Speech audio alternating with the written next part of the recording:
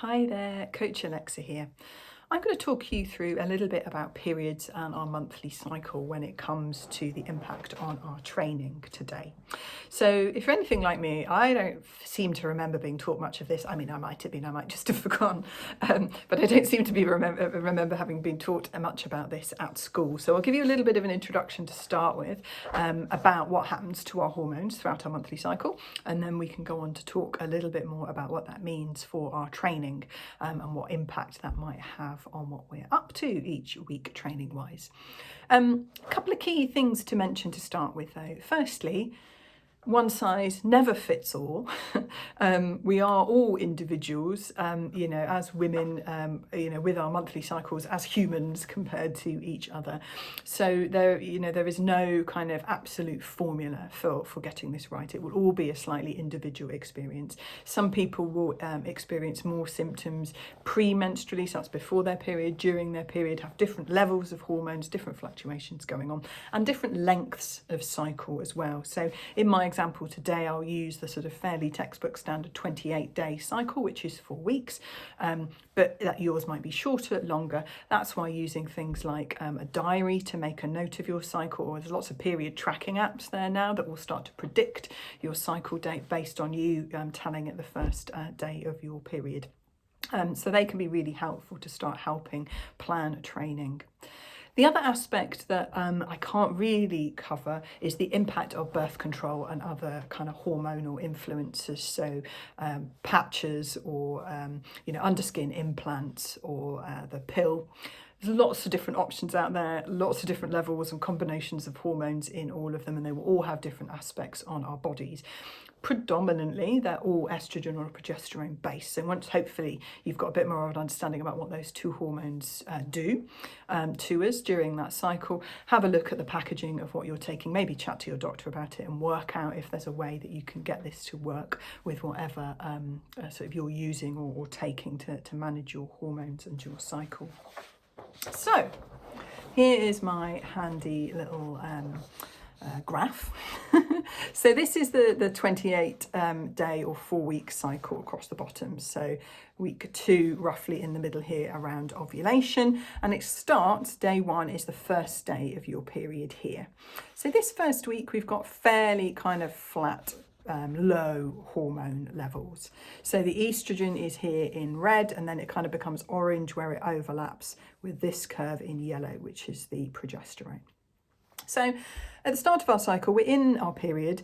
It might be that, you're not really up for much because of the symptoms that are associated with that. But actually, from about day 3 to 5 in your period, your estrogen level does start gradually increasing, as you can see, and then it increases that quite more rapidly in the second week of your cycle.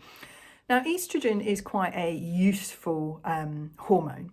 It will make us feel more motivated and it will make us feel more like we're up for exercising and perhaps challenging ourselves.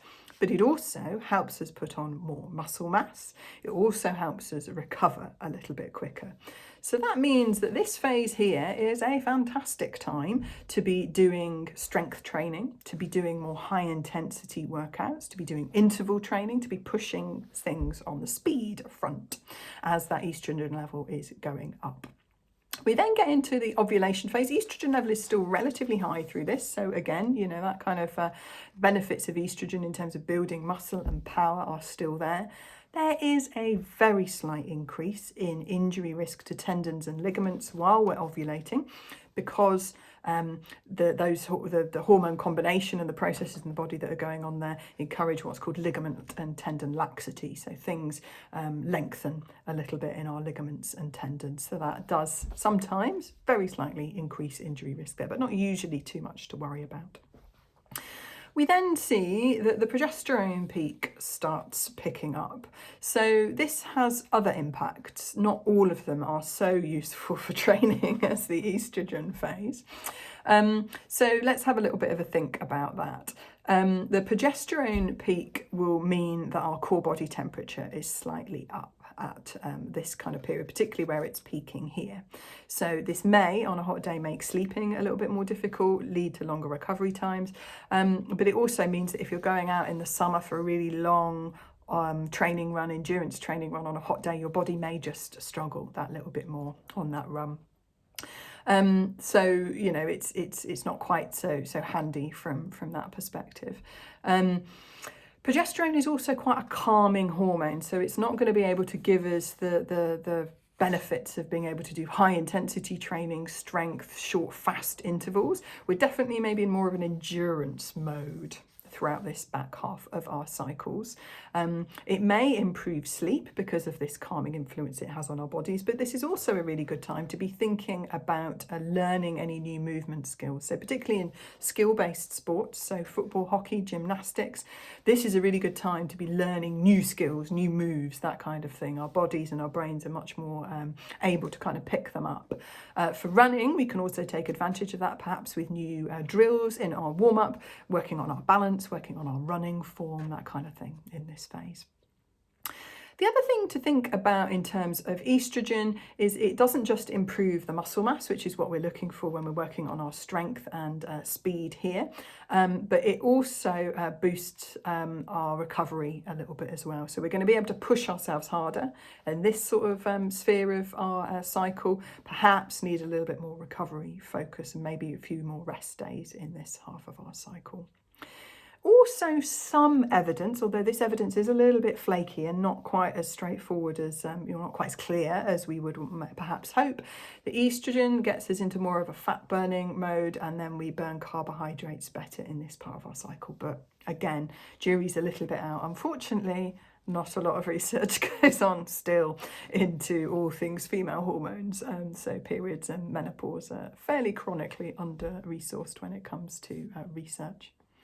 So strength stuff, speed stuff, more challenging stuff, perhaps even more sessions this half.